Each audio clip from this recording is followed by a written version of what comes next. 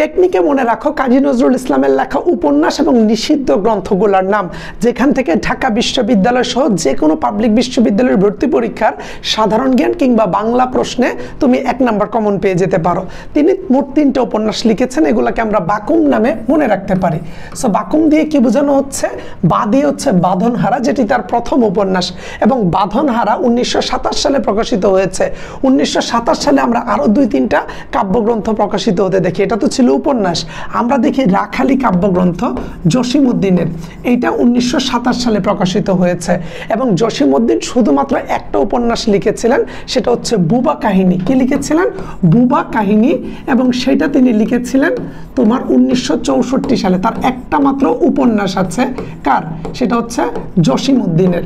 এছাড়াও তুমি দেখবা বুবা কাহিনী জসিমউদ্দিন লেখলেও চাচা কাহিনী নামে একটা বই আছে, সেই চাচা কাহিনী লিখেছেন তোমার সৈয়দ মুজতবা আলী। সৈয়দ মুজতবা আলী লিখেছেন চাচা কাহিনী, মুজতবা আলী। পরীক্ষায় কিন্তু এগুলা থেকে প্রশ্ন আসে। তাহলে বুবা কাহিনী একমাত্র উপন্যাস আমাদের জসিমউদ্দিনের, যেটা তিনি লিখেছেন 1964 সালে। চাচা কাহিনী সৈয়দ মুজতবা আলীর লেখা একটা রম্য কাহিনী। এবং 1927 সালে আমরা জীবনানন্দ দাশের ঝরাপালক প্রথম কাব্যগ্রন্থ প্রকাশিত হতে দেখি। ঝরাপালক জীবনানন্দ দাশের প্রকাশিত প্রথম কাব্যগ্রন্থ। তাহলে এই 1987 আমরা আরো অনেকগুলো তথ্য জেনে নিলাম। আমাদের ক্লাস করলে টেকনিক এরকম অনেক কিছুই জেনে যাবা।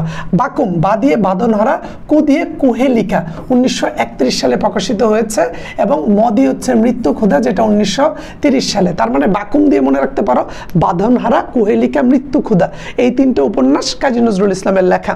এগুলাকে তুমি আরো বিভিন্ন টেকনিকে মনে রাখতে পারো, যেমন কুহেলিকা মৃত্যু ক্ষুধায় বাঁধনহারা হলো, কুহেলিকা মৃত্যু ক্ষুধায় বাঁধনহারা হলো, কুহেলিকা মৃত্যু ক্ষুধা বাঁধনহারা। অনেকের আবার এইসব টেকনিকেও লাগে না, সে একবারই বলতে পারে কুহেলিকা মৃত্যু ক্ষুধা বাঁধনহারা। ভাই টেকনিকের কি দরকার?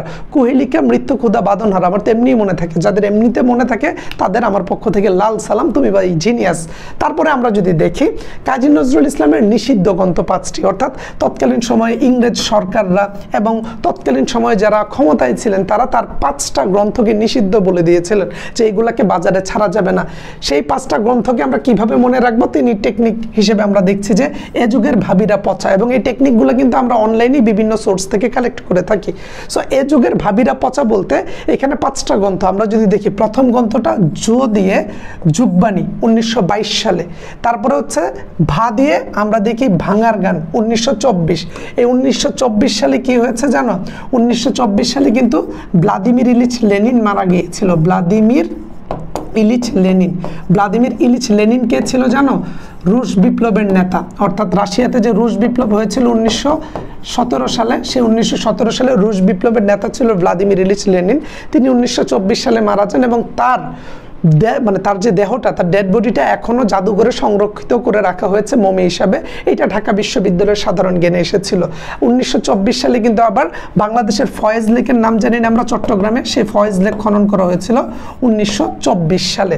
সো আমরা দেখি ভাঙার গান তোমার হচ্ছে 1924 সালে প্রকাশিত হয়েছে। বিষের বাঁশি 1924 সালে, যে তোমার বি দিয়ে বিষের বাঁশি। তাহলে এ যুগের ভাবিরা পচা, যুগ দিয়ে আমরা বলবো যে যুগবাণী, ভা দিয়ে আমরা বলছি ভাঙার গান, ভাবির বি দিয়ে আমরা বলছি বিষের বাঁশি, প দিয়ে বলছি আমরা প্রলয় শিখা, এবং চ দিয়ে আমরা বলছি চন্দ্রবিন্দু। তাহলে আমরা যদি বলি একেবারে শর্টকাটে শুরুতে বাকুম, বাকুম মানে কি? বাঁধনহারা, কুহেলিকা, মৃত্যু ক্ষুধা। পরে আমরা কি বলছি? এ যুগের ভাবিরা পচা। আগের যুগের ভাবিরা মায়ের মতন ছিল, শ্রদ্ধা ভক্তি করত, তো এই যুগের ভাবিরা কিছুটা পচা। সো এই যুগের ভাবিরা পচা বলতে কি বোঝানো হচ্ছে? যুগের জু দিয়ে বোঝানো হচ্ছে যুগবাণী, ভাবির ভা দিয়ে বলা হচ্ছে ভাঙার গান, ব দিয়ে বলা হচ্ছে বিষের বাঁশি, তারপর পচার প দিয়ে বলা হচ্ছে প্রলয় শিখা, চ দিয়ে বলা হচ্ছে চন্দ্রবিন্দু। তাহলে দেখো আমরা একটা মাত্র ছন্দকে ভালোভাবে গুরুত্ব দিয়ে অনেকগুলো তথ্য জেনে নিলাম, আর এর পাশাপাশি এখানে অনেকগুলা সাধারণ জ্ঞান তথ্য তোমাকে দিয়ে দিচ্ছি। এছাড়াও যদি দেখো, তুমি কি জানো রবীন্দ্রনাথ ঠাকুরের প্রথম উপন্যাসের নাম কি? রবীন্দ্রনাথ ঠাকুরের প্রথম উপন্যাস বউ ঠাকুরনির হাট। বউ ঠাকুরনির হাট, বউ ঠাকুরানির হাট। বউ ঠাকুরানির হাট তিনি লিখেছিলেন 1883 সালের দিকে, মানে আশেপাশ। এবং তার শেষ উপন্যাস ছিল হচ্ছে তোমার 4 অধ্যায়। 4 অধ্যায়, যেটা তোমার 1934 সালে তিনি লিখেছিলেন। তাহলে রবীন্দ্রনাথ ঠাকুরের এই দুইটা তথ্য আমরা জেনে রাখি। এছাড়াও রবীন্দ্রনাথ ঠাকুরের প্রথম লেখা কবিতা কি জানো? রবীন্দ্রনাথ ঠাকুরের হিন্দু মেলার উপহার। হিন্দু মেলার উপহার হচ্ছে তার লেখা প্রথম কবিতা। কাজী নজরুল ইসলামের প্রথম কবিতার নাম কি জানো? মুক্তি। মুক্তি হচ্ছে কাজী নজরুল ইসলামের লেখা প্রথম তোমার এই কবিতা।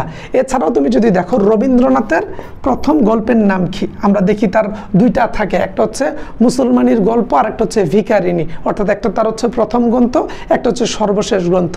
আর কাজী নজরুল ইসলামের লেখা প্রথম গল্প গ্রন্থ হচ্ছে বাউন্ডুলের আত্মকাহিনী। বাউন্ডুলের আত্মকাহিনী।